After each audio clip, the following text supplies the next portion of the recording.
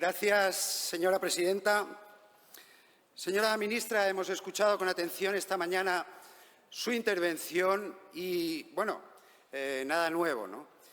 Lo que sí que nos interesa destacar es una cuestión, porque, claro, usted en su extensa intervención ha aprovechado para deslizar eso de que se utilizó la crisis financiera como excusa para los recortes.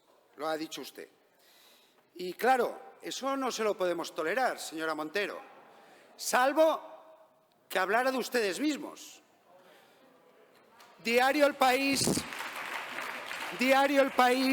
de 20 de septiembre de 2015. España defendió en 2010 en el Fondo Monetario Internacional la revolución de abaratar el despido. El señor Rodríguez Zapatero negaba en público que redujera el coste de las rescisiones contractuales mientras lo defendía en el Fondo Monetario Internacional. Recortes, señora Montero, 2010. Consejo de Ministros de 29 de enero de 2010. El Gobierno aprueba el Plan de Austeridad 2011-2013. Escuchen bien, abran las orejas. El Plan de Austeridad 2011-2013. 15.000 millones de recorte presupuestario. 20 de mayo de 2010. Señora ministra, señores del Grupo Socialista. El Gobierno, siguiendo el plan de austeridad, acuerda 6.000 millones de recortes en inversiones públicas, 1.500 millones de recortes en gasto farmacéutico, 6.800 millones de recortes en sueldos públicos, el 5% de los funcionarios, 1.250 millones de euros en el cheque bebé, 1.500 millones de euros congelando las pensiones a nuestros mayores. Así que, señora Montero, ustedes cuando acordaron todo esto, utilizaban de excusa la crisis financiera para perjudicar a nuestra gente, utilizaban de excusa la crisis para recortar.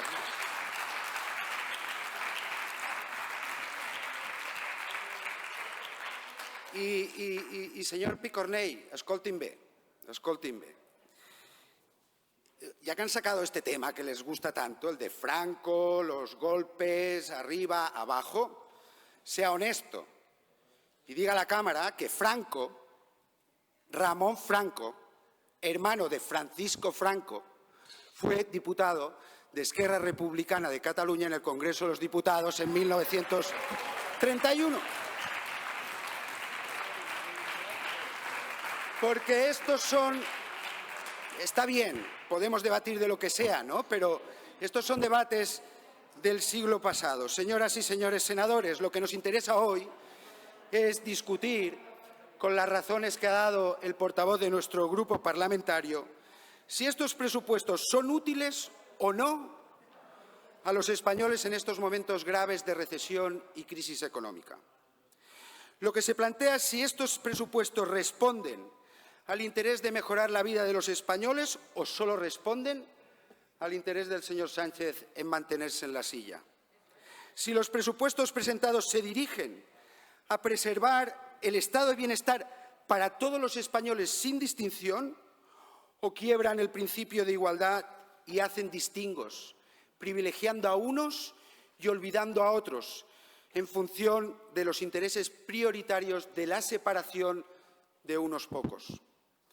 En definitiva, lo que se discute esta tarde, señorías, es si la política económica que ponen por obra estos presupuestos es la correcta o no para proteger a aquellos que necesitan de un gobierno que les proteja, para alentar a aquellos que asumen el riesgo de crear riqueza y empleo, si ofrecen certezas y seguridades a los trabajadores para seguir sus proyectos vitales y el de sus familias, si sirven, en fin, para volver con rapidez al crecimiento y la generación de empleo. Y la respuesta, en opinión del Grupo Popular, es que estos presupuestos no sirven para todo ello, porque estos presupuestos son un engaño, se construyen sobre engaños y consolidan el permanente engaño de la política gubernamental durante estos 2 años y medio. ¿Qué credibilidad tiene un gobierno que mantiene sin rubor que han sido 47.600 los españoles fallecidos en esta pandemia, cuando las estadísticas oficiales señalan que hasta ahora han sido más de 74.600. 74.600 el exceso de españoles fallecidos a consecuencia del COVID. Señorías, honrar la memoria de todos ellos no merece mantener un minuto más la infamia de una mentira.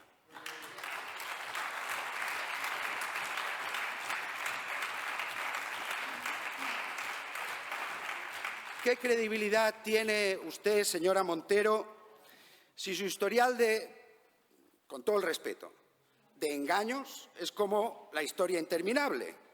Oiga, es que nos engañó con las cifras de déficit público de 2019, 2.400 millones de euros, que el Eurostat le dijo que era un engaño, pasando el déficit del 2,6 al 2,9. Engañó a las comunidades autónomas con el IVA, diciendo que no se podía. 10 días antes de las elecciones sí, 10 días antes de las elecciones sí que se podía.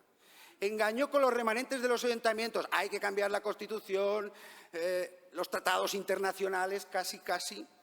Y, sin embargo, con un acuerdo Consejo de Ministros, exceptuando las reglas fiscales, como le decía el Partido Popular, se consiguió hacer. Lo suyo, señora Montero, en Twitter se resume en #engañosmontero.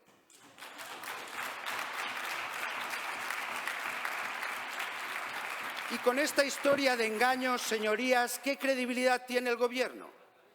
Con esta historia, se dirigen, como decía la señora Montero esta mañana, estas cuentas a las certezas y a las seguridades. Es que estas cuentas no aguantan ni 5 minutos el análisis de todos los organismos nacionales e internacionales que no se las creen, ni aguantan la prueba de la realidad. La realidad del país no es la que día tras día nos maquilla engañándonos el señor Sánchez y toda su pléyade de ministros, ministrillos y magos merlines en la Moncloa. La realidad del país, señorías, es la de la angustia que viven 4,5 millones de desocupados, 3,7 millones en paro, 750.000 en expedientes de regulación de empleo. La realidad del país es la de una pérdida de afiliaciones a la Seguridad Social del 5,8 interanual, incluyendo los ERTEs. La realidad es la desaparición de 95.000 empresas y sectores de producción muy deprimidos, como el turismo y el comercio. Una tasa de paro juvenil incrementada en 16 puntos hasta el 41% en octubre. Y un descenso pronunciado del empleo en asalariados temporales, rentas bajas y personas con bajos estudios, con lo que se incrementa la desigualdad. Escuchen bien, señorías, estos, rentas bajas, asalariados temporales, personas con bajos estudios, son los que ustedes están dejando atrás. Estos son los primeros perjudicados por sus políticas equivocadas. Y la realidad, señorías, es una pérdida de PIB del 12%, un incremento de déficit público del 11% y de la deuda pública en 25 puntos hasta el 120%. Esta es la realidad, señorías, y no la derivada de los engaños, maquillajes del señor Sánchez, y no la realidad a la que ha contribuido, y no poco, las políticas equivocadas de su Gobierno. Se dirá que la pandemia es mundial y que la crisis es mundial, pero de lo que se trata aquí es de dilucidar si las políticas del Gobierno contribuyen a paliar la crisis o a agravarla. Y en este caso el señor Sánchez, con su desgobierno, ha contribuido, en nuestra opinión, decididamente a situarnos como la peor de todas las grandes economías avanzadas en 2020. Y los presupuestos que nos traen hoy a esta Cámara inciden en el error y perseveran en el engaño. Un cuadro macroeconómico que prevé un crecimiento del 9,8% cuando todos los organismos nacionales e internacionales lo sitúan entre el 4 y el 7%. Un infierno fiscal. Usted, señora Montero, ha dicho esta mañana, ajustes. No, ajustes no. Un infierno fiscal.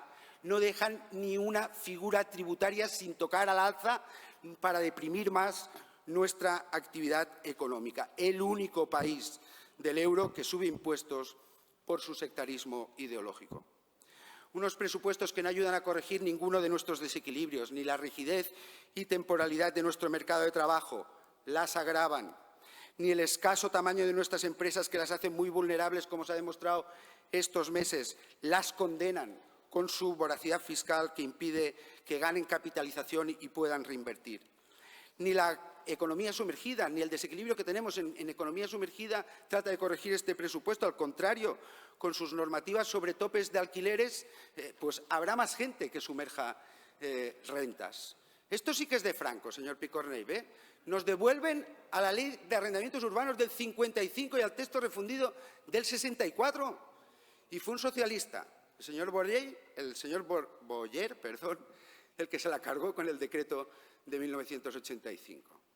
No van bien por este camino. Vamos a deprimir aún más el mercado inmobiliario y se van a encarecer los alquileres.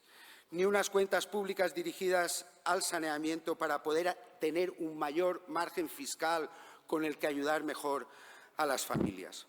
Unas políticas de gasto e inversión que pues fían todo a los fondos europeos y ya sabemos que ni tienen el efecto multiplicador en crecimiento que dicen que tienen, ni se van a poder ejecutar y van a tener efecto en 2021 y además, como les ha dicho nuestro portavoz, el señor Maroto, esto constituye simplemente para ustedes un botín que repartirse sin tener en cuenta si los proyectos son beneficiosos. Y con este panorama nos piden que aprobemos las cuentas y que aprobemos estos presupuestos. Y nosotros decimos, si hay que arromar el hombro para mejorar la vida de los españoles, proteger sus empleos, el progreso que hemos conseguido y el estado de bienestar que hemos construido, ahí estará, como siempre ha estado, Pablo Casado y el Partido Popular. Pero nadie… señoría. Señoría. Nadie puede pedirnos, señora ministra, que arrimemos el hombro a una equivocación.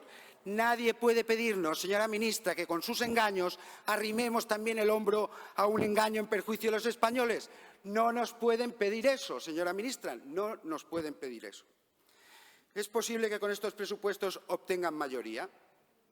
Es posible incluso que estos presupuestos incluyan en la mayoría, escúchenme bien, señores del PNV, paradójicamente a determinados grupos políticos que los incluyan en una mayoría que en el medio plazo va justamente contra ellos mismos, ¿no? Pero el problema de un gobierno y de este gobierno es que no inspira confianza ni tiene crédito. Y ese problema no se arregla con las componendas de un presupuesto. Se arregla con un gobierno fuerte, que no esté al dictado de aquellos que, por un lado, pues no quieren ningún gobierno, porque lo que persiguen es sus fines separatistas, ¿no? Ni tampoco que esté al dictado de aquellos otros que solo quieren estar en el gobierno para cargarse el gobierno constitucional. El problema de este gobierno, señorías, antes que cualquier presupuesto, solo se arregla arreglando el gobierno, señorías. Este es el problema que ustedes tienen. Puede aprobar todos los presupuestos que quieran, porque para superar esta gravísima crisis hay que cambiar y dar un giro copernicano a su política económica y presupuestaria, persiguiendo un presente y un futuro mejor para los españoles. Y hay una alternativa mejor, una alternativa para dejar atrás la recesión y abrir una nueva etapa de crecimiento en nuestro país, una alternativa que pasa por dirigirse a los españoles sin engaños, sin dejación de funciones como han hecho todo el verano, una alternativa capaz de mirarles a los ojos y decirles vamos juntos a mejorar esto. Esa es la alternativa que les proponemos hoy en este debate.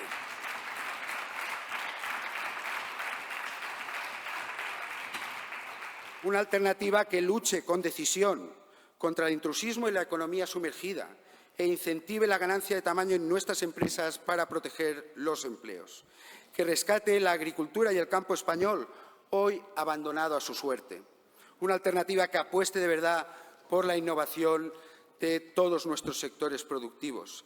Que sepa hacer las políticas de protección de rentas que en este momento hacen falta, porque nadie discute que en el corto plazo es necesaria una política fiscal expansiva. Lo que se señala es que al mismo tiempo hemos de iniciar las reformas económicas que permitan salir de todo ello. ¿Hay una alternativa mejor? Claro que hay una alternativa mejor. La que les ofrecemos, señorías, por encima de coyunturas. La que les ofrecemos sabiendo que nadie que apela al pacto o al acuerdo puede pretender la adhesión incrementable a los propios postulados como hace el señor Sánchez. Hay una alternativa mejor y en su mano, señorías, está aceptar el reto y coger la mano tendida de la alternativa que proponemos, asumiendo juntos la responsabilidad de ofrecer a los españoles un horizonte mejor de seguridades y certezas. Muchas gracias, señora presidenta. Gracias a usted, señoría.